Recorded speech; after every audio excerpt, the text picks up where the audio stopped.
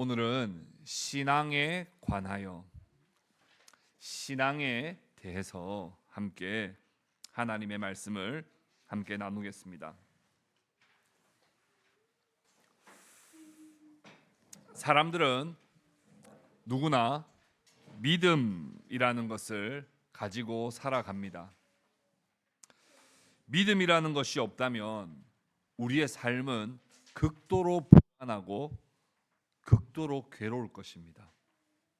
가령 이 건물이 언제 무너질지 모른다는 그런 마음이 생긴다면 우리는 지금 이 자리에 이렇게 편안하게 앉아 있을 수 없을 것입니다.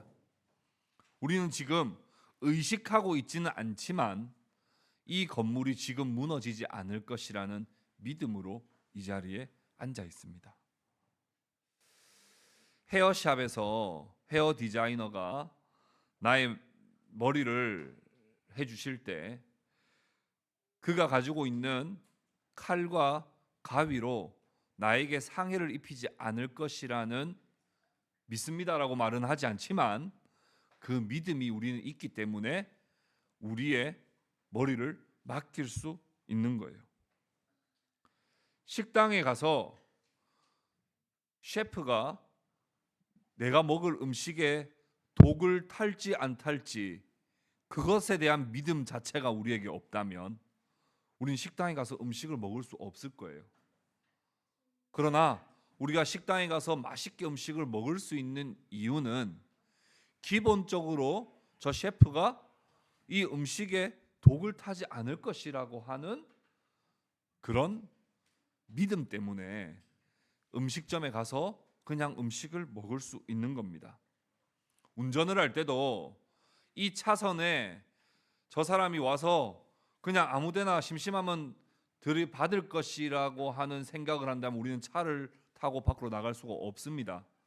그러나 기본적으로 차들이 자기 차선을 잘 지키고 갈 것이라고 하는 사회적 신뢰가 있기 때문에 우리는 운전을 하고 밖을 나갈 수 있는 것입니다. 이처럼 믿음이라고 하는 것은 우리의 삶의 밑바탕이 되고 우리의 삶을 가능하게 해주는 조건이라고 말할 수 있습니다. 믿음이 없다면 이 세상은 결코 살만하지 못할 뿐 아니라 살기 어려울 것입니다. 우리가 살아가는 이 사회 속에서도 믿음과 신뢰가 없다면 살기 어렵듯이 하나님을 믿는 믿음이 없다면 하나님을 아는 믿음, 하나님을 온전히 누리는 믿음이 없다면 우리의 영혼은 늘 불안하고 우리의 영혼은 늘 흔들리고 우리의 영혼은 늘 괴로울 것입니다. 우리의 영혼도 하나님을 믿는 그 믿음 안에서 자라나는 것이고 우리의 영혼도 하나님을 신앙하는 그 신앙 안에서 우리는 생명을 누리게 되는 것입니다. 따라서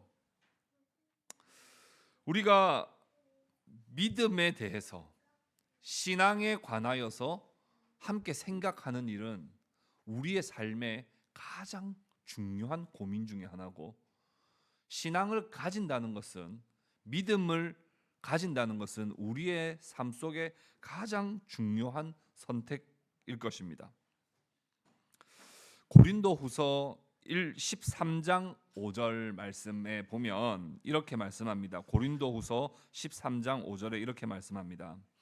너희는 믿음 안에 있는가 너희 자신을 시험하고 너희 자신을 확증하라. 예수 그리스도께서 너희 안에 계신 줄을 너희가 스스로 알지 못하느냐? 그렇지 않으면 너희는 버림받은 자니라. 너희가 믿음 안에 있는가? 너희에게 신앙이 있는가? 스스로 자신을 시험하고 너희 자신을 확증하라. 그렇게 말씀했습니다. 이처럼 우리에게 가장 중요한 믿음, 우리의 영혼과 우리의 삶을 가능케 하는 그런 이 신앙에 관하여 우리가 자신을 함께 돌아보고 시험하고 점검하는 일은 늘 필수적인 일이고 우리에게 너무나 소중한 일입니다. 내게 믿음이 있는가? 내게 신앙이 있는가? 내게 믿음이 있다면 나는 어떻게 믿음이 있다고 말할 수 있는가? 라고 하는 믿음의 근거를 우리는 찾아야 되고, 그리고 그 믿음이 있다면 어떻게 하면 그 믿음과 신앙을 지속 가능하게 우리는 이어갈 수 있을까를 우린 우리 자신을 끊임없이 시험하고 돌아보고 점검하고 체크해야 한다는 겁니다. 첫 번째, 신앙에 관하여서 생각할 때 신앙의 기준이 정말 중요합니다. 그런데 오늘 첫 번째 나누고 싶은 내용은 그릇된 신앙의 기준에 대해서입니다. 예수님께서 유대인들에게 오늘 본문에 진리를 알지니 진리가 너희를 자유롭게 하리라고 하는, 예수님을 믿지 않는 사람들도 한 번쯤은 들어봤을 것 같은 아주 중요한 복음의 말씀을 선언해 주셨어요. 진리를 알지니 진리가 너희를 자유롭게 하리라. 그 말은 진리가 없다면 너희는 여전히 죄의 종으로 사망 안에 속박되어 살 수밖에 없는데, 진리 대신 예수 그리스도를 통하여 너희는 참된 자유를 얻게 될 것이라고 하는 놀라운 복음의 말씀, 생명의 말씀을 선포하신 것이죠. 그런데 그때 유대인들이 반사적으로 반응을 해버려요. 그 말을 그런가 하고 생각하지 않고 반사적으로 바로 받아쳐버립니다. 마치 투수가 공을 던지는 걸 타자가 그대로 그냥 받아쳐버리듯이 그 말씀을 그대로 받아쳐버려요. 뭐라고 말씀했습니까? 33절, 오늘 본문 33절 말씀을 같이 한번 읽어보겠습니다. 33절 같이 읽읍시다. 시작. 그들이 대답하되 우리가 아브라함의 자손이라 남의 종이 된 적이 없거늘 어찌하여 우리가 자유롭게 되리라 하느냐. 그대로 받아치는데 어떻게 받아쳤어요? 우리는 아브라함의 자손인데 우리가 무슨 종이 된 적이 있었어? 우리는 원래부터 자유롭고 우리는 원래 복을 받은 민족이야. 우리는 아브라함의 자손이야 라고 하며 예수님의 그 말씀 따윈 우리에게 전혀 필요 없다는 듯이 받아쳐버려요. 주님께서 정말 주시기를 원하시는 그 진정한 자유에 대해서 본능적으로 수용하지 않고 그냥 밀어내버리더라는 거예요. 왜 그렇습니까? 자신들이 설정해 놓은 신앙의 기준이 있습니다. 자기들이 설정해 놓은 그 기준에 부합하기 때문에 더 이상의 것, 더 새로운 것이 필요 없다는 거예요. 그 기준이 뭡니까? 아브라함의 자손이라는 거예요. 자기들은 아브라함의 자손이라는 거예요. 아니 더 이상의 진리를 알지니 진리가 너희를 자유롭게, 이런 말씀 따윈 필요 없다는 거예요. 우리는 이미 아브라함의 자손이라는 겁니다. 실제로 그들은 혈통적으로나 민족적으로 아브라함의 자손이 맞아요. 그리고 객관적으로나 외적으로나 그들이 하는 종교 의식을 보더라도 그들은 진짜 유대인들이 맞고 그들은 진짜 아브라함의 자손이 맞습니다. 옷을 안 벗겨봐서 모르겠지만 그들은 할례도 다 받았을 거예요.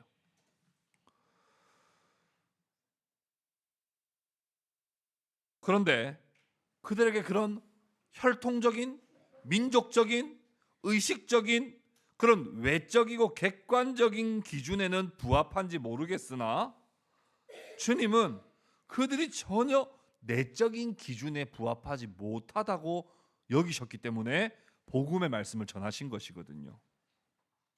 모세가 이렇게 분명히 말씀한 적이 있습니다. 신명기 10장 15절 16절 우리 말씀 같이 한번 읽어볼까요? 신명기 10장 15절 16절 같이 읽읍시다. 시작. 여호와께서 오직 내 조상들을 기뻐하시고 그들을 사랑하사 그들의 후손인 너희를 만민 중에서 택하셨음이 오늘과 같으니라. 그러므로 너희는 마음의 할례를 행하고 다시는 목을 곧게 하지 말라. 아멘. 마음의 할례를 행하라 그랬어요. 모세도요. 이건 예수님이 비로소 처음으로 신약에 오셔서 꺼내신 말씀이 아니에요. 아브라함의 자손들이 늘 기억해야 할 말씀이었어요. 율법을 받은 자들이 늘 소중하게 여겨야 될 중요한 기준이었습니다. 무엇이요? 육신의 할례가 아니라 마음의 할례예요. 마음이 새로워져야 되는 거예요. 마음의 악을 제거하고 마음이 하나님의 마음에 합한 새로운 마음으로 마음의 할례를 받았어야 했던 것입니다. 바울도 이렇게 말한 바 있습니다. 로마서 2장 29절에 이렇게 말씀했습니다. 우리 같이 읽어볼까요? 같이 읽읍시다. 시작. 무릇 표면적 유대인이 유대인이 아니요 표면적 육신의 할례가 아니니라. 오직 이면적 유대인이 유대인이며 할례는 마음에 할지니 영에 있고 율법 조문에 있지 아니한 것이라. 명확하게 이야기합니다. 마음의 할례. 예수님의 앞에서 말씀을 듣던 유대인들은 예수님의 말씀을 받아들이지 않고 우리가 아브라함의 자손인데 더 이상 무엇이 필요하냐라고 하며 자신들의 신앙의 기준에 이미 자신들은 부합하다고 그렇게 자신만만하게 이야기를 했습니다.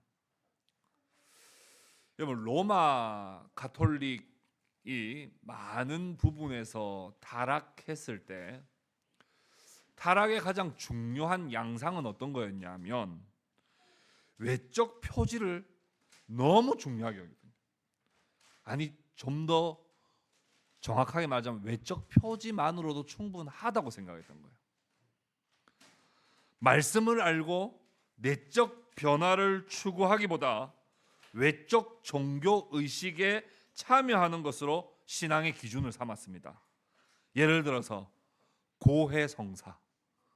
고해성사를 하면 나는 그 고해성사를 하는 것으로 이미 벌써 교회의 공덕을 공급받는다고 느꼈어요. 성체성사, 우리로 치면 성찬이죠. 이것을 참여하는 것만으로도 이미 교회의 공덕이 내게 연합된다고 생각했어요. 미사에 빠지지 않고 절기와 종교적 서약에 충실하면 교회의 사제와도 연결이 되고 교회와 연합이 되어서 자신의 교회가 가진 공덕을 자신이 소유하게 된다고 했습니다. 그저 종교의식에 참여하기만 하면 말씀도 모르겠고 성령의 은혜도 모르겠고 내 삶의 진정한 변화도 모르겠고 그 종교의식에 참여하기만 하면 그 은혜와 공덕이 다 내 것이 된다라고 하는 그것에서부터 우리 교회 리폼드 처치가 그것을 종교 개혁을 해서 세워진 교회가 우리 개신교 아닙니까?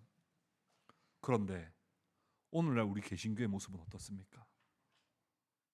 다릅니까? 여러분들이 신앙을 가지고 있다고 할 때 여러분들 무엇을 기준으로 신앙을 가지고 있다고 말할 수 있습니까? 내가 주일 성수한다는 거요? 나 세례 받았다는 거요? 성찬에 참여한다는 거요? 그런 외적인 의식, 그것이 중요하지 않은 것은 아니지만 그것만을 기준으로 하여 내가 신앙이 있다고 과연 말할 수 있을까 하는 거예요. 개혁된 교회, 리폼드 처치가 전혀 로마 가톨릭과 구분되지 않고 오히려 로마 가톨릭은 미사를 드릴 때 더 경건해요. 우리는 경건주의조차도 잃어버렸어요.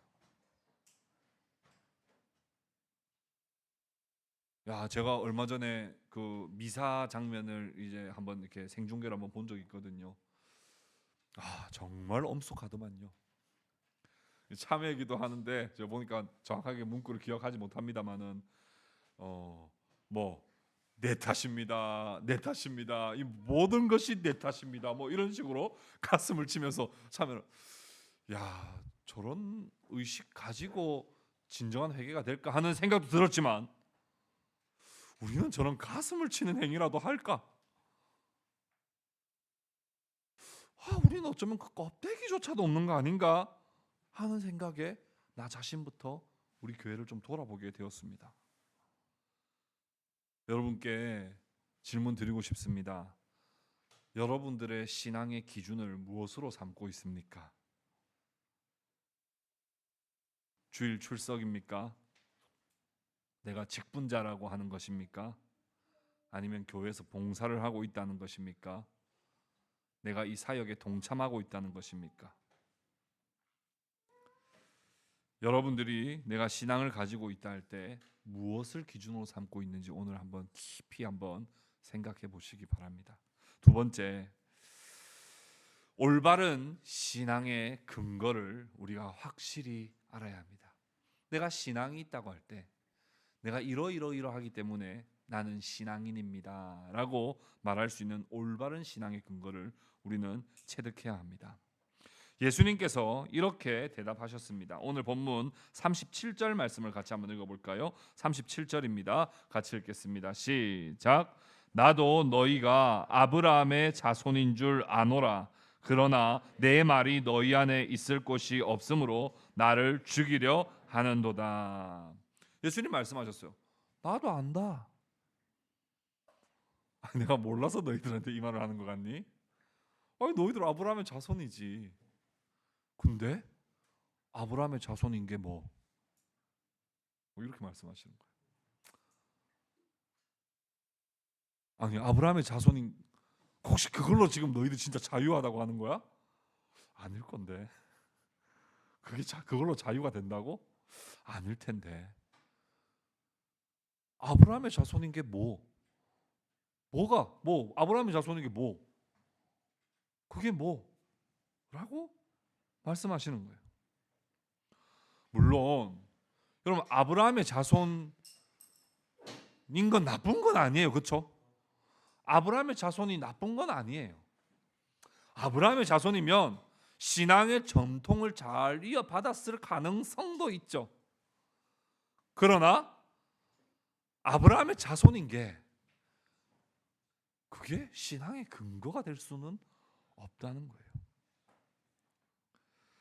그러면 도대체 신앙의 근거를 어디에서 찾을 수 있느냐 하면 오늘 주께서 말씀하신 대로 내 말이 너희 안에 있을 것이 없다. 그 말은 뭐예요? 내 말이 너희 안에 있어야 한다라고 하는 것을 통해서 신앙의 근거로 삼을 수 있다는 것을 말씀해 주십니다. 하나님의 말씀이 우리 안에 있어야 돼요. 하나님의 말씀이 우리 안에 살아 있어야 돼요. 하나님의 말씀이 우리 안에서 자라고 있어야 돼요. 하나님의 말씀이 우리의 삶에 영향을 미쳐야 됩니다. 그때 우리는 신앙이 있다, 나는 신앙인이다 라고 말할 수 있는 거예요. 교회를 30년 50년 들락날락 거린다고 해서 신앙인이 아닐 수 있어요. 교회 봉사를 30년 근속으로 했다 하더라도 신앙인이 아닐 수 있다는 말씀이에요. 3대째 5대째 기독교 집안이라도 신앙인이 아닐 수 있다는 말씀입니다. 신앙이 있다는 근거는 뭐예요? 내게 주님의 말씀이 있느냐 하는 거예요. 내게 주님의 말씀이 있느냐 하는 거예요. 주님의 말씀이 있다는 건 뭐예요? 주님의 말씀을 내가 듣는다는 것이고, 주님의 말씀을 듣는다는 건 뭐예요? 주님의 말씀이 내 안에 머무른다는 뜻이고, 주님의 말씀이 내 안에 머무른다는 뜻이 뭐예요? 주님의 말씀이 내 안에 뿌리를 내린다는 뜻이고, 주님의 말씀이 뿌리를 내리면 그 말씀의 열매를 맺으며 살아간다는 겁니다. 베드로가 성령의 충만함을 받은 후에 유대인들에게 설교를 했습니다. 너희가 십자가에 못 박은 이 예수를 하나님이 주와 그리스도가 되게 하셨다고 그렇게 선포를 했어요. 사도행전 2장 36절입니다. 그렇게 하나님의 말씀을 선포했을 때 사람들의 반응이 어떠했는지를 여러분 한번 주목해 보십시오. 사도행전 2장 37절 말씀 우리 같이 한번 읽어보겠습니다. 사도행전 2장 37절입니다. 같이 읽읍시다. 시작. 그들이 이 말을 듣고 마음에 찔려 베드로와 다른 사도들에게 물어 이르되 형제들아 우리가 어찌할꼬 하거늘. 말씀을 들은 것으로 흘려버리지 않았습니다. 말씀을 듣고 마음으로 받았어요. 마음으로 받으니까 마음에 찔림이 생기는 거예요. 그 마음에 찔림이 생기니까 그 마음의 찔림 앞에서 이제는 반응하지 않을 수가 없는 거예요. 말씀에 반응합니다. 어떻게 반응해요? 내가 이제 이 말씀대로 어떻게 살면 좋겠습니까? 이것을 통해 신앙이 시작되었고 신앙이 있는 삶이라고 말할 수 있는 거예요.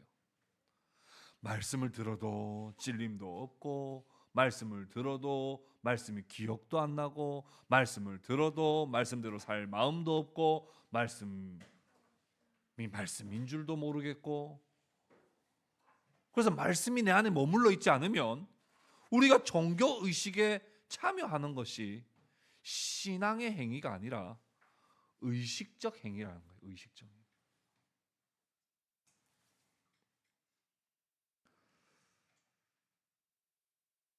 예수님께서 씨 뿌리는 자의 비유를 해주신 것을 여러분 잘 기억하실 겁니다. 말씀에 씨앗이 뿌려지는데 덜어는 길가에 떨어집니다. 길가에 떨어지면 어떻게 돼요? 말씀이 뿌리 내릴 수 없죠. 피상적으로 그냥 바람 씩씩 불면 그냥 툭툭툭 흩어져 버리는 거예요. 그냥 그게 말씀이 없어요. 말씀이 돌밭에 떨어지면 어떻게 돼요? 즉시 기쁨으로 받지만 뿌리 내리지 못해서 환란이나 박해가 오면 그냥 넘어져 버려요. 돌밭에 떨어지면요. 또 가시떨기에 떨어지면 어떻게 돼요? 말씀을 듣기는 했지만 세상의 염려와 재물의 유혹에 그냥 금방 넘어져 가버려서 열매를 맺지 못해 버려요. 그런데 말씀이 좋은 땅에 떨어지면 어떻게 돼요? 100배, 60배, 30배의 열매를 맺고야 말거든요. 여러분, 우리의 마음이 길가와 돌밭과 가시떨기와 같은 마음 안에 말씀을 아무리 받아도 내 안에 말씀이 머물러 있지 않으면 우리는 이것을 신앙이 있다라고 말할 수 있을까 하는 부분이에요. 우리의 신앙의 근거를 여러분 모태신앙이라고 하는 것에 두지 마십시오. 요즘에도 TV나 유튜브 같은 거 보면요, 자기 기독교인이라고, 당신은 기독교인이세요? 이렇게 했더니 저 모태신앙이에요 이렇게. 생각보다 많은 사람들이 내가 모태신앙이라고 하는 것에 신앙의 근거를 둬요. 그럼 난 아브라함의 자손이다 하는 말과 사실은 다를 게 하나도 없는 말이에요. 내가 교회를 오래 다녔다는 것에 신앙의 근거를 두고, 심지어는 내가 개척교회를 섬긴다는 것에 신앙의 근거를 두고, 내가 어떤 특별한 체험을 한 적이 있다는 것에 신앙의 근거를 두는데 그것은 신앙의 근거가 될 수 없습니다. 신앙의 근거는 예수님께서 말씀하시기를 네 안에 말씀이 있느냐, 네 안에 말씀이 있느냐, 생명의 말씀이 있느냐, 그리고 요한복음 1장에 말씀하는 바와 같이 말씀인 나, 로고스인 말씀, 내가 네 안에 있느냐라고 하는 그것이 바로 신앙의 분명한 근거입니다. 여러분, 아담과 하와가 무엇을 놓쳤는지 한번 생각해 보십시오. 아담과 하와가 무엇을 간과해 버렸는지 한번 생각해 보십시오. 하나님의 말씀을 놓친 거거든요. 하나님의 말씀을 마음에 새기지 않았음입니다. 하나님의 말씀을 가장 소중하게 여기지 않았던 그 결과가 타락과 비참함으로 귀결된 것이죠. 신명기 6장 6절부터 9절까지의 소위 말하는 쉐마라고 하는 말씀에 하나님께서 이스라엘 백성들과 언약을 맺으실 때 어떻게 말씀하셨는지 한번 보십시오. 신명기 6장 6절부터 9절까지 말씀 우리 같이 한번 읽어봅시다. 시작.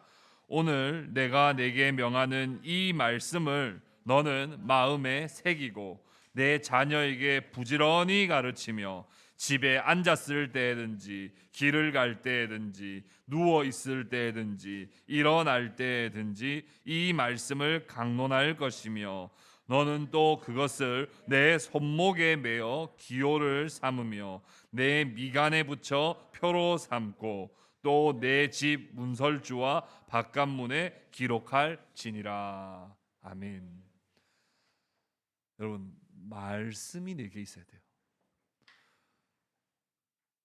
근데 이스라엘에 지금 가보면요, 진짜 그 집 바깥 문설주에 그 쉐마 말씀을 진짜 이렇게 붙여놨어요. 다 이렇게. 근데 말씀은 어디에 있어야 된다고요? 안에 있어야 돼요. 안에 있게 하는 도구로서 집 밖에 문설주에도 붙여놓고 손목에도 삼고 여기 테필린도 붙이고 해서 말씀을 계속 기억하고 말씀 안에 머물러라는 뜻인데, 외적 형식만 행하면 그건 그 또한 진정한 신앙이라고 할 수 없는 것이죠. 사랑하는 형제 자매 여러분, 여러분들의 신앙의 근거를 어디에서 찾고 있습니까?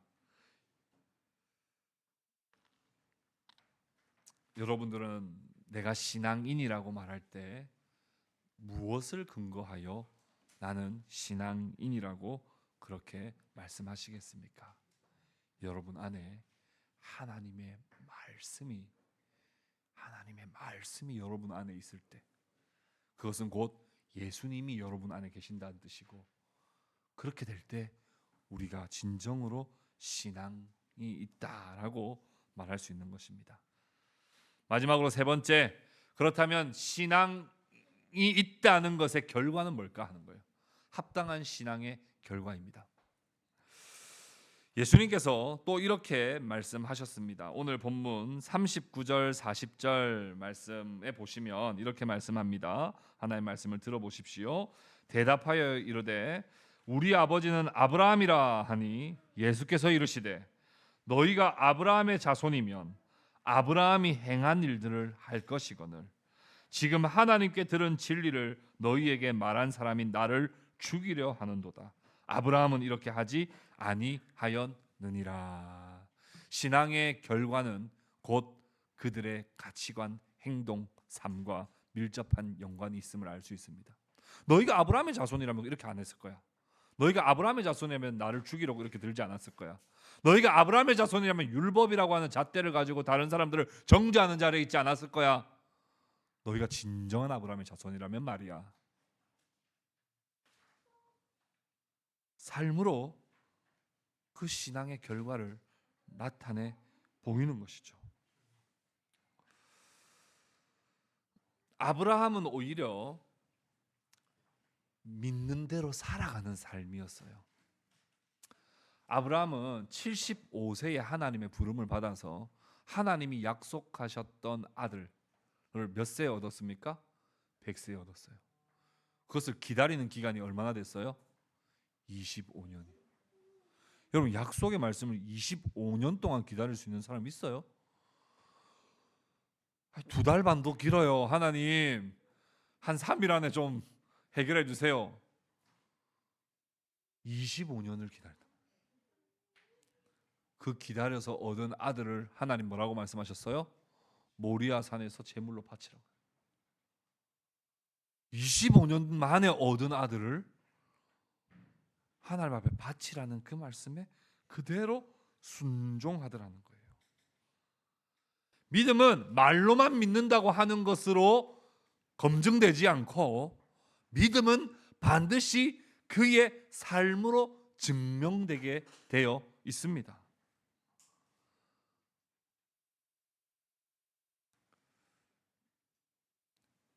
예수께서 산상보훈 말씀 가운데 이런 말씀을 하신 적이 있죠. 마태복음 7장 16절에서 21절에 이렇게 말씀을 했습니다. 우리 같이 한번 읽어볼까요? 같이 읽읍시다. 시작. 그들의 열매로 그들을 알지니 가시나무에서 포도를 또는 엉겅퀴에서 무화과를 따겠느냐. 이와 같이 좋은 나무마다 아름다운 열매를 맺고 못된 나무가 나쁜 열매를 맺나니 좋은 나무가 나쁜 열매를 맺을 수 없고 못된 나무가 아름다운 열매를 맺을 수 없느니라. 아름다운 열매를 맺지 아니하는 나무마다 지켜 불에 던져지느니라. 이러므로 그들의 열매로 그들을 알리라. 나더러 주여 주여 하는 자마다 다 천국에 들어갈 것이 아니요 다만 하늘에 계신 내 아버지의 뜻대로 행하는 자라야 들어가리라. 아멘. 열매로 그들의 신앙을 알 수 있습니다. 우리가 신앙이 있다, 내 안에 말씀이 있다는 것으로 내 신앙을 대변하는 것이 아니고 삶으로 증명하는 거예요. 삶으로 내 안에 능력의 예수, 생명의 말씀이 내게 있다면 나는 그 생명의 열매를 맺음으로써 내 안에 계신 분이 누구신지를 소개하는 거예요. 내 삶을 보면 여러분들은 믿지 못하실 것 같은데 진짜 제 안에 말씀이 있거든요. 여러분 저를 보면 좀 안 믿기실 수는 있는데 진짜 예수님이 제 안에 있거든요 라고 하는 것이 아니라 내 안에 계신 예수님을, 내 안에 있는 말씀을 삶으로 증명하는 거예요. 삶으로 증명하는 거예요. 여러분 우리의 신앙을 돌아보고 점검할 때 내 삶이 얼마나 예수님과 닮았는가로 점검해 보시기를 바랍니다. 내 안에 예수님이 있다면, 내가 예수님을 사랑한다면 우린 예수님을 닮게 돼요. 부부가 서로 사랑하면 진짜 닮죠. 부부가요 진짜 닮아요. 부부인데 진짜 안 닮은 사람 미녀와 야수 빼고는 거의 없어요. 거의 닮아요. 근데 미녀와 야수도 보면요, 야수도 약간 예뻐 보이고요 미녀도 좀 터프할 때도 있어요. 진짜 사랑하면 닮거든요. 예수님을 정말 사랑하고 내 안에 정말 예수님이 계시면요, 우린 예수님 닮아갑니다. 예수님이라면 어떻게 하실까? 예수님이라면 어떻게 하실까 늘 생각하기 때문에 예수님을 닮아갈 수밖에 없습니다. 여러분 사람은요 환경에 의해서도 변해요. 큰 일을 한번 겪고 나면 좀 성장하기도 하고요. 혈기왕성하던 젊은이가 결혼하고 애 키우다 보면요 좀 차분해져요. 근데 그런 변화 말고요, 진짜 예수가 내 안에 계실 때 예수로 인해서 내 삶이 변화되고 그동안 내가 고집해오던 나의 기질이 조금씩 다듬어져 가는 것을 우리가 실제로 경험하게 되고, 그것을 옆에 사람들이 볼 때 저 사람이 원래 그런 기질인데 저 사람이 저렇게 다듬어져 가는구나 라고 하는 것을 보고 그 신앙을 보고 인정하는 거예요. 예수 그리스도께서 우리 안에 사시고 주님의 말씀이 우리 안에 뿌리를 내리게 되면 그리스도의 마음의 꽃이 활짝 핍니다. 그러면 우리의 삶 속에요 그리스도의 향기가 납니다. 근데 나로 가득한 사람은요 계속 자기를 계속 증명하려고 그래요. 칭찬받으려고, 자기를 계속 과시하고 자기를 인정받으려고, 자기가 나타나려고 계속해요. 근데 내 안에 진짜 예수님이 있는 사람은요 계속 내 삶을 통해서 예수님을 드러내고 내 삶을 통해서 예수님의 사랑을 계속해서 나타내게 되는 겁니다. 제가 테니스를 아주 잘 치는 건 아닙니다만 요즘엔 좀 못 쳐가지고 몸이 근질근질한데요, 테니스를 치러 가면요 테니스 치는 사람의 자세, 스텝, 서브, 스윙 보면요 잘 치는 사람인지 못 치는 사람인지 딱 보면 압니다. 테니스를 잘 모르시는 분들도 테니스 치는 사람의 자세를 보면 좀 저 사람 친지 얼마 안 됐네 하는 거 알 수 있는데, 테니스 조금만 아는 사람이 테니스 치는 사람의 그 스텝이나 스윙을 보면요, 딱 보면 압니다. 아, 테니스 좀 치네. 저 사람 제대로 배웠네. 제대로 테니스 하네. 아니면 그냥 재미로 하네. 재미로 하네, 제대로 하네. 이거 볼 수 있습니다.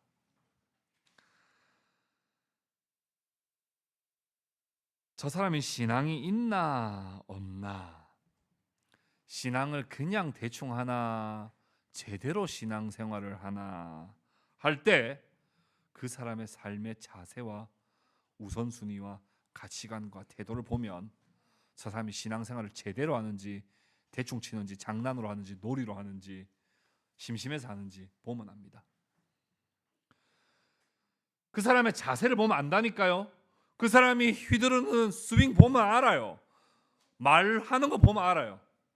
생각하는 거, 다른 사람과 관계하는 거, 고난과 환란이 찾아왔을 때 대처하는 거 보면요, 저 사람이 대충 하는지, 제대로 하는지, 장난으로 하는지, 할 거 없어서 하는지 보면 알게 된다니까요.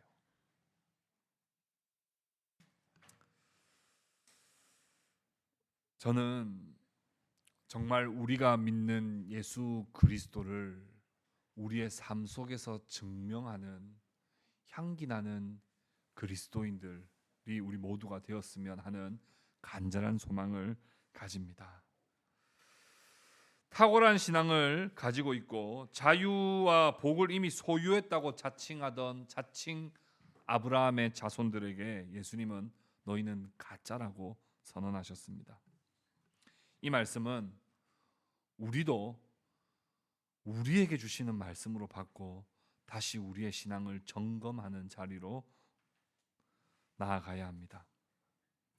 신앙에 관하여 나 자신을 돌아볼 때 부디 성령께서 여러분들에게 조명하시어서 부족하고 연약한 나의 모습이 있다면 밝히 깨닫게 해주시고, 우리가 나아가야 할, 새롭게 고치고 변화되어야 할 모습들이 선명하게 성령님께서 여러분들에게 일러주셔서 여러분들의 신앙이 평생 증명되지도 설득되지도 나타나지도 않는 형식적 가짜 신앙에서 벗어나 삶으로 드러나고 나타나고 참 생명과 참 은혜를 누리는 진짜 배기 신앙의 사람들로 거듭날 수 있기를 바랍니다. 기도하겠습니다.